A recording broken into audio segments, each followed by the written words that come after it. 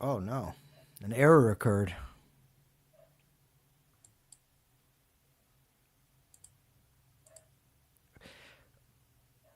Okay, well, we're live on Everyday Ethics. They are not letting me post to Twitch. That's the issue. That's what it's telling me. An error has occurred when trying to post to Twitch, but never fear because we are still here for everybody else. Either you're on YouTube or you're joining us on X, we are here. Persephone screwed the pooch with this whole Twitch thing. I don't know what her issue is, but whatever. But she's got some good stuff for us to talk about today. Please remember to bring your super chats, bring your super stickers, help us out. We think we're providing very good content. If you think so, donate to the fund. Persephone, take it away. So there's two things. Nicole Hingle. She says hi. Hi, Nicole. Hi, Nicole. So Nicole asked a question yesterday on Twitter, Okay, which I think is worth discussing. sure. So Nicole's question was scroll. That was her If question? no, if someone discovers that their workplace is doing something unethical, but speaking up could cost me my job, do I stay silent or speak up? That's going to be tough because that's very, very limited information. I don't know the nature of what's being done unethical. I don't know who's doing it. The place of employment. Do you mean your boss, the ownership? We're going to need just a little bit more information, something that we can go on. Are you in immediate danger if you stay there? Is it that unethical? Are they harming people? Are they poisoning people? So we kind of need to know a little bit more information, don't you think, Persephone? I agree. I think it depends on how bad the whatever unethical it is that they're doing. I think that's a big thing. It's a big thing. Yeah. You So did. You got us to Twitch. no, it still won't go live. It It just says says it's connected up top. I don't know. But either way, Nicole, if you're comfortable sharing just a little bit more, that would be a big, big help. The law firm practices, they use surgeons who perform unnecessary surgery. Uh, are they knowingly doing it? Are you involved in that decision? Are you benefiting from it? Are you sure it's unnecessary, or are you just determining it's unnecessary? Uh, they do this to increase the value of the case. I would say, look, I would get the fuck out of there if that's the type of people you're working for. At the same time, I would try to secure employment elsewhere first. They're gonna, and it's tough because you don't want to be without a job, right? You need to earn a living. You need to be able to feed yourself, house yourself. So I would get out as quickly as possible. Try to find another job in the meantime, even if it's something that maybe you don't like or don't want to do, but it will pay the bills. That would be that would be the way to go, I think. And I'm glad to hear you're looking for alternate employment.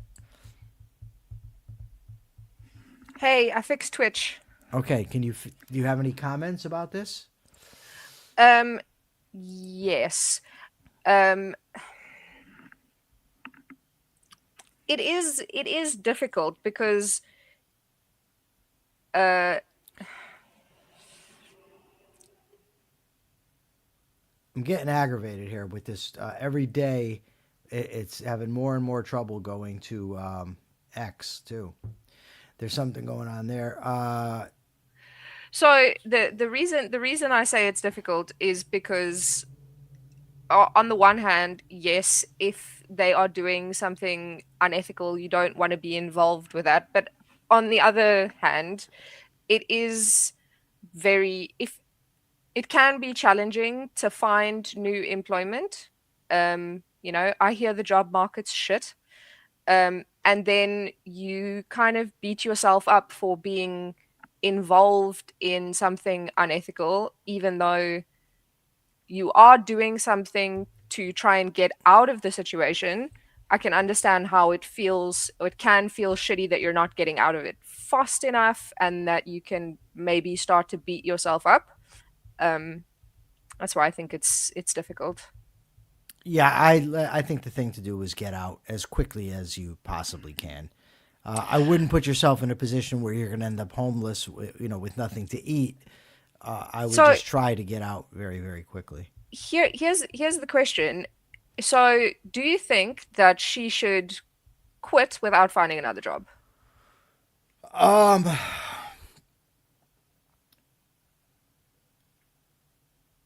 I don't. I still honestly don't have enough info.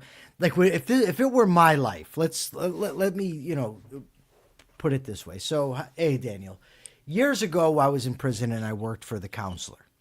Right, that was my job. I was the counselor's personal piss boy, basically. Clean his office, get his supplies, do everything he needed. So the counselor came to me and he was assigned the task of rewriting the handbook for the inmate handbook, and he pawned it off on me.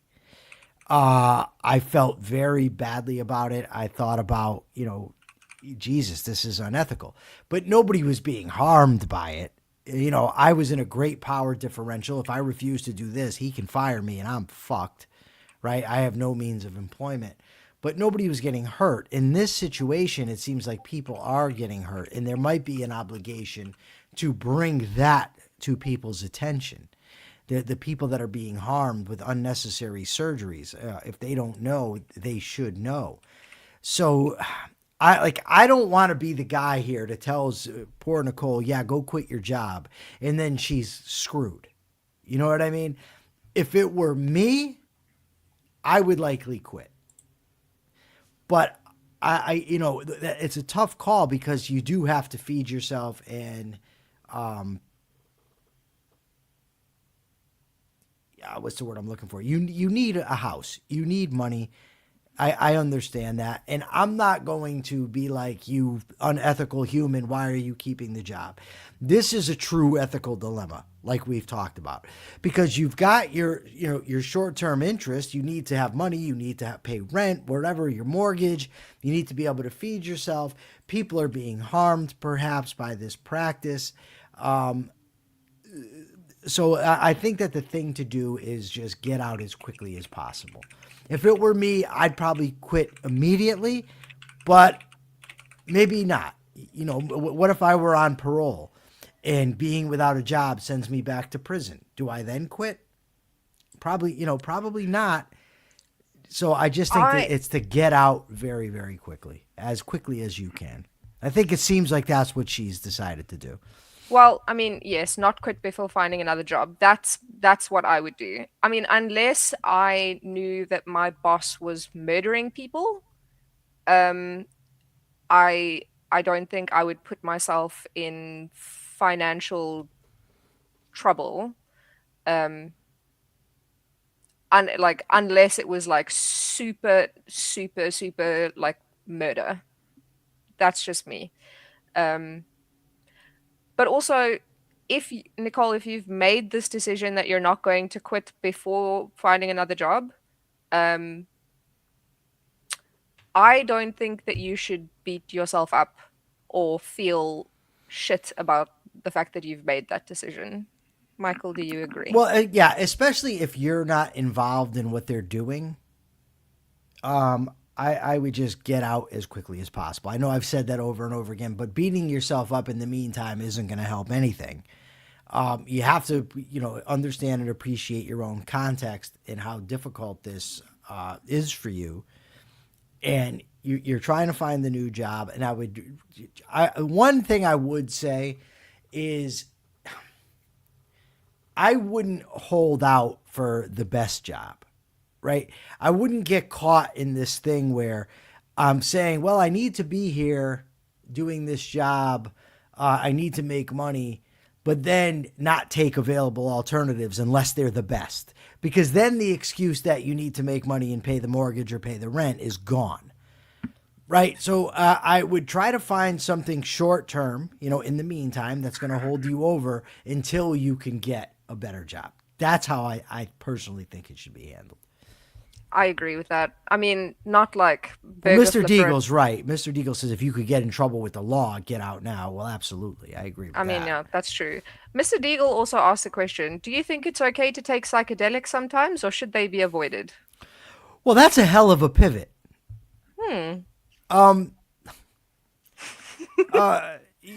it depends who you are. I mean, if you're a schizophrenic, I'd recommend against it highly. Depending on your addiction history, your psychological problems, that's going to be very personal to the person, and so I wouldn't say in all circumstances it's intrinsically wrong. I would just be very careful. Is my answer to that.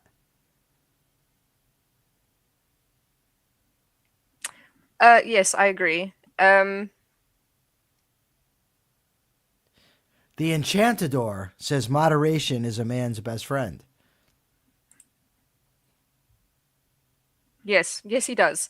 How do you know it's a he? Because I know who it is, Michael.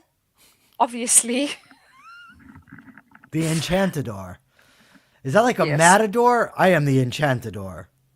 That's what I thought the first time I heard the username as well. I was also like a matador. That's what I used Um, to tell the women when I was younger. I'm the Enchantador. um, Nicole, do you feel like we've successfully helped or answered your question? Um, so Mr. Um, Deagle says, I know that Rand said about drugs something along the lines of you should never take something that impairs your thinking or disconnects you from reality. uh, yeah. First of all, I would be very hesitant to begin my sentences. I know that Rand said. Right? Yeah. She also thought that homosexuality was bad and that a woman should never be president. I mean, so we need to take the reasoning into the equation. Are you talking about taking psychedelics to such an extent that you are impairing what you're going to do and you may end up doing something horrible? Right? I don't know that, and that's why I said it's dependent on the person. If you're talking about taking a moderate amount that's not going to really impair you to the point that you're not in control, then I can't come up with an argument not to do it. If you're talking about getting to the point where think you can fly, for instance, no, I would highly recommend against that. I mean, there are some schools of therapy that use things like cyberpsilin or MDMA. What'd you just call it? Cyberpsilin? You mean psilocybin? Psilocybin. Yeah, that one. Cybacillin? Is that like penicillin's cousin? Penicillin's cousin, yeah. Penicillin's magical cousin. No, like MDMA and like shit like that to assist in therapy. And I know that's been helpful for a lot of people. Sure. I'm not going to be on here recommending drugs. I mean, No. right? Don't. So I would just say to anybody that's contemplating that, just be very careful and be aware of what it is you're taking. I don't think that it's intrinsically wrong, but I'm skeptical and I wouldn't do it. Let me just say that. But then Okay. again, I'm the guy, I know people that will take 100 milligrams of THC gummies, and they're like, yeah, I take 5 if I want to go to sleep, and that's like once a week, and it knocks me out. So, that's who I am. I don't drink it all. Yeah. Okay. So now we've answered from the chat. Can I talk about a situation that has me Uh, as long as the Enchantador is okay, that's got to be like a chick magnet. This dude, I am the Enchantador. No, too much, too I soon. mean, he is a chick magnet. All right, Enchantador. All right. Okay, so can I tell you about something that happened to me that had me like frothing? I was so mad. What if I say no? You can't tell me. I mean, I'm gonna do what it are we gonna do? anyway. All I'm right. So just then why ask? Just tell me, because if it's what I think it is, I told you that you should talk about it. So why ask? Why are we doing this? I stuck you right out there. I know, under the bus like Mark Pellegrino. It's fine. It's fine. I'm getting used to it.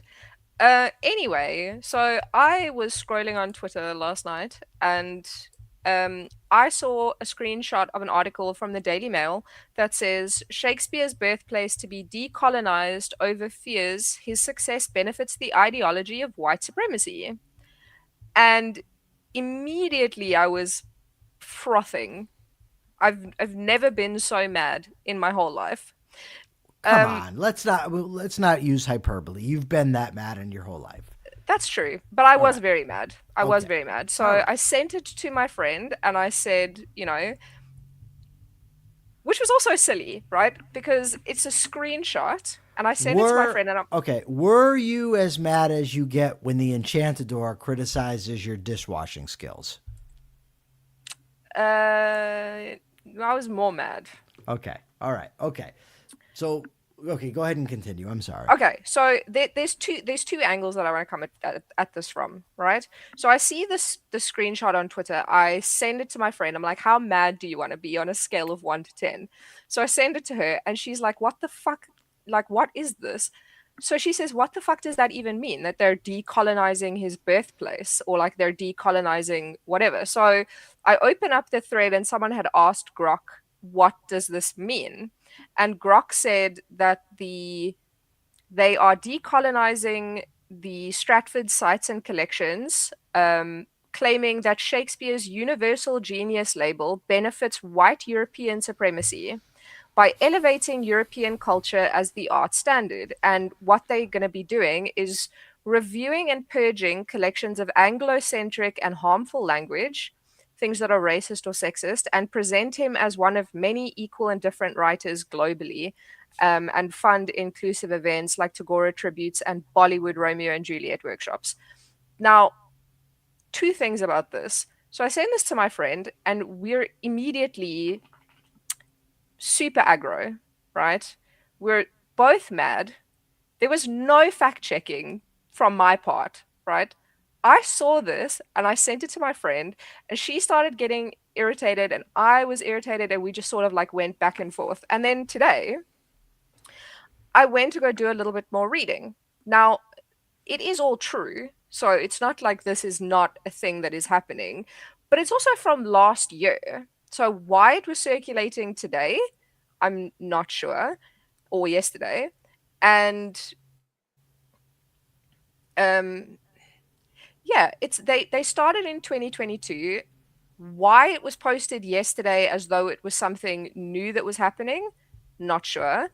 Um So I fell into the trap of like seeing something that immediately pissed me off and then spreading it to my friends without going into any detail of like what this meant. Um, Yeah, this is some of the dumbest shit I've seen. I just looked it up. And it says decolonizing Shakespeare is an approach within literary studies that re examines the works of William Shakespeare through the lens of colonialism, empire, race, and power, especially how his plays have been used, interpreted, or imposed in colonial societies. Rather than treating Shakespeare as universal and culturally neutral, this perspective asks, how did Shakespeare become globally dominant? Whose voices were marginalized in that process?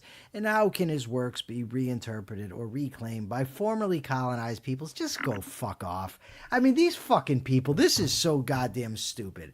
Like, they just have nothing better to do than, oh, look, somebody was oppressed somewhere. Shut the fuck up.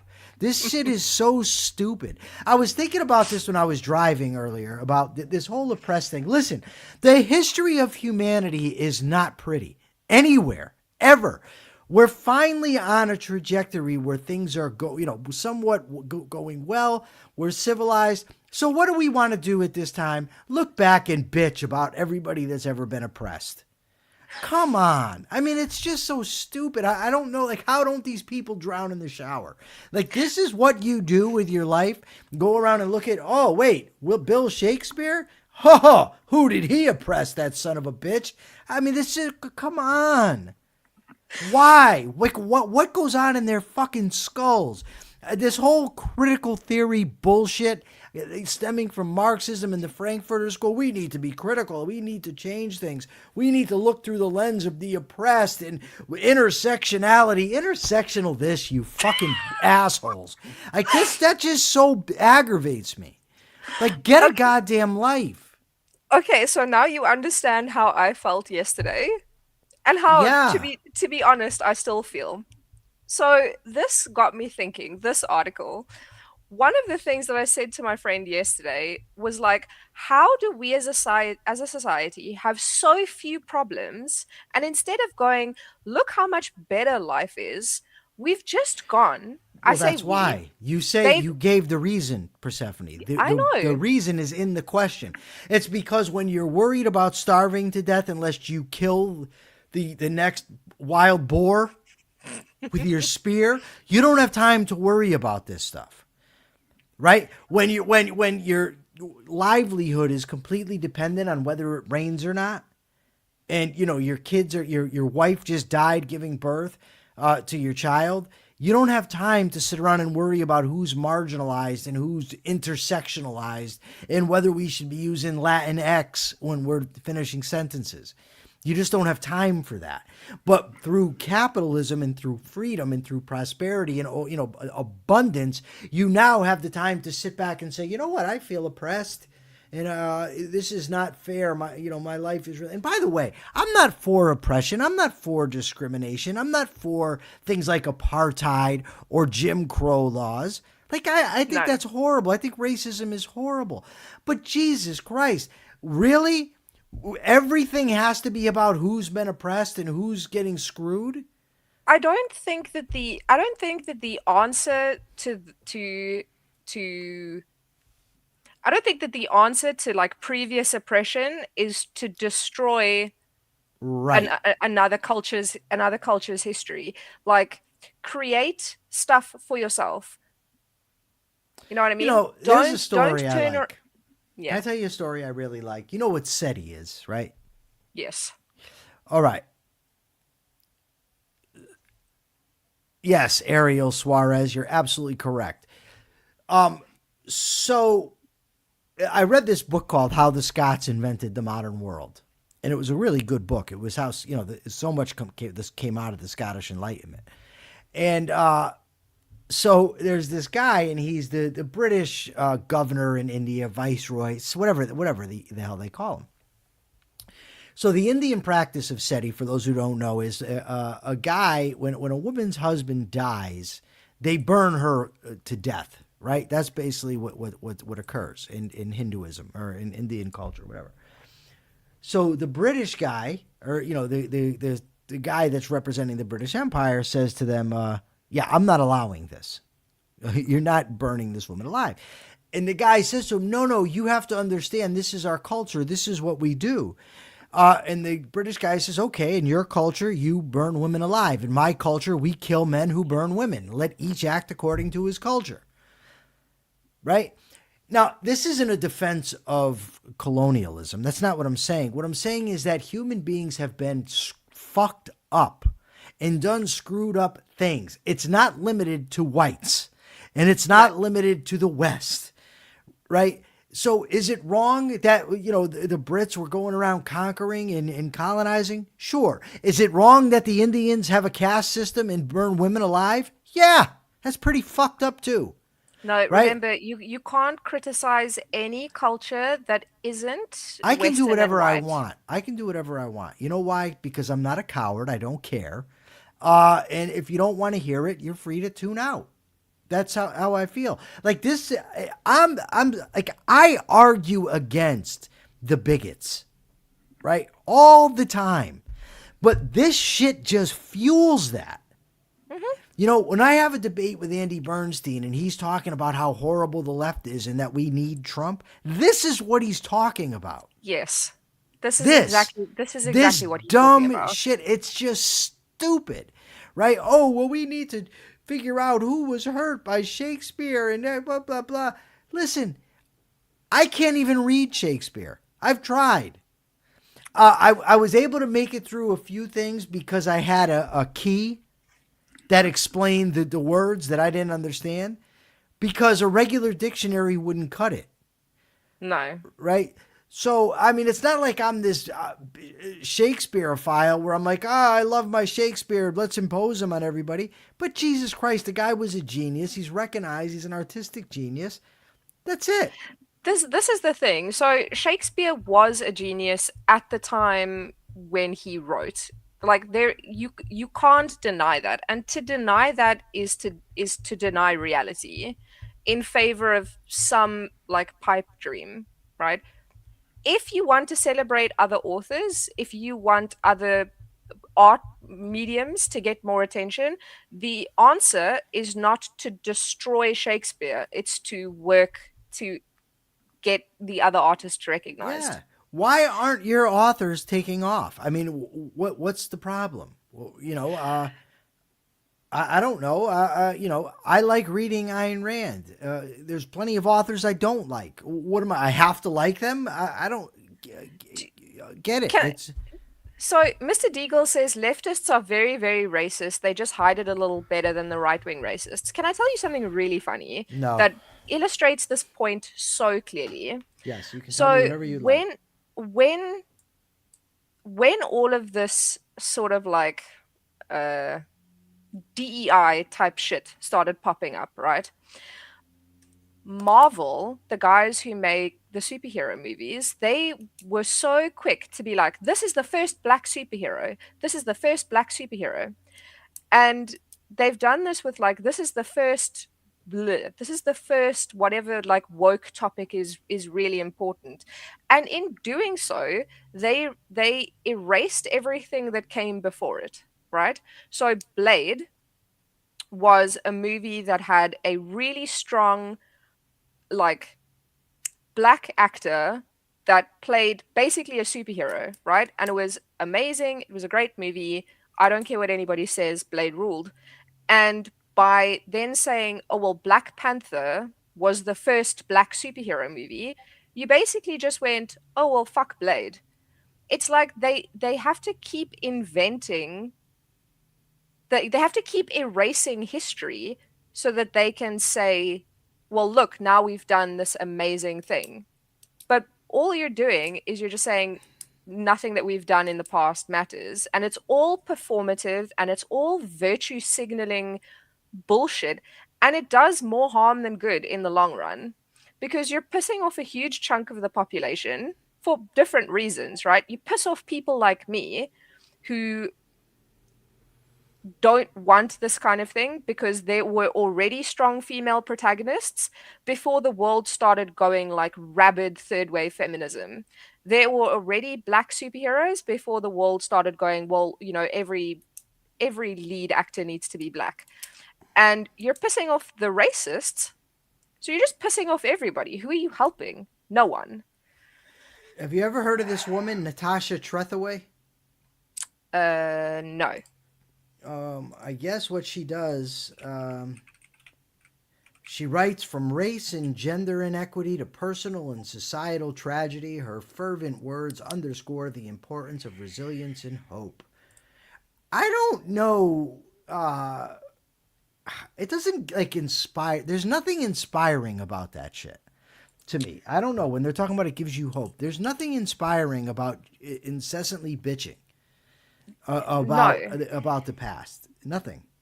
This is something that we spoke about the other day, right? Living in negativity and clinging to misery as though it's some badge of intelligence, right? Cynicism is intelligent, and hope and optimism and saying, well, the world is actually so much better than it used to be. That's, oh, you're a naive optimist. Like, fuck you. Like, I'm sorry if I want to be happy. I'm sorry if I don't like want to sit and go, oh, how terrible the world was for all of these different people. Move on. Isn't Blade and now and I wanted to say that's nothing here that I'm saying has anything to do with not teaching history. All of history should be taught. Yes. Oppression, oppressed, everything. We need knowledge. Everybody should do that. Everybody should learn as much as you can. But it's just the idea that everything modern needs to be dissected to show that somebody was screwed by somebody else. That it's just like I don't know. I don't walk around looking to find ways that I'm a victim. I walk around looking for ways that I can succeed. That's all. Yes. What is Blade the vampire movie Yes. with what the hell is his name now? Now I can't Wesley remember. Snipes. Wesley Snipes, yeah. Yes. There were three of them. Um, There were yeah. 3 Wesley Snipes? No, there were three Blade movies, and they were all great. They were all terrible, but they were all great. Yeah. A refusal to admit the banality of evil and the terrible boredom of pain. What? It's a quote. The banality of evil? Who are you quoting? Hannah Arendt? Ursula K. Le Guin. Well, Nicole Hingle loved Blade. Katie Ellis loved Blade. Yeah, So- because the Blade movies were great, and then for them to turn around and say, "Oh, well, Black Panther was the first black superhero." Fuck you! You've just erased Blade. Oh, this whatever female superhero was the first strong female actor. Ripley has something to say, you fucks. I'm sorry, it pisses me off. And so while I was going through this spiral of thinking, why are people so stupid? I started thinking about some of the ethical dilemmas that I see when I'm like browsing Reddit. And I'm like, you people need help. They do. So some of the ethical questions were, is it ethical? Can it ever be ethical to own a pet? Can it ever be ethical to go fishing? Can it ever be ethical to use an LLM? Is accepting help selfish and unethical? And I'm like, does killing cockroaches make us evil? You people need help. They need help. That's- They need help. We're going to end it on that note. They need help. We're going to be back here tomorrow to give some help, 2:30 p.m. Eastern Time. Thank you, everybody, for the comments. The Enchantador says we should use the past as a blueprint of what not to do. Our father's mistakes should be our lessons. I love it. We'll take it out on that part. Selfishness is good. Yes. Well, yeah, I know what you mean. So, yeah, we will be back here tomorrow, 2:30 p.m. Eastern Time. Please join us. And until then, please be ethical.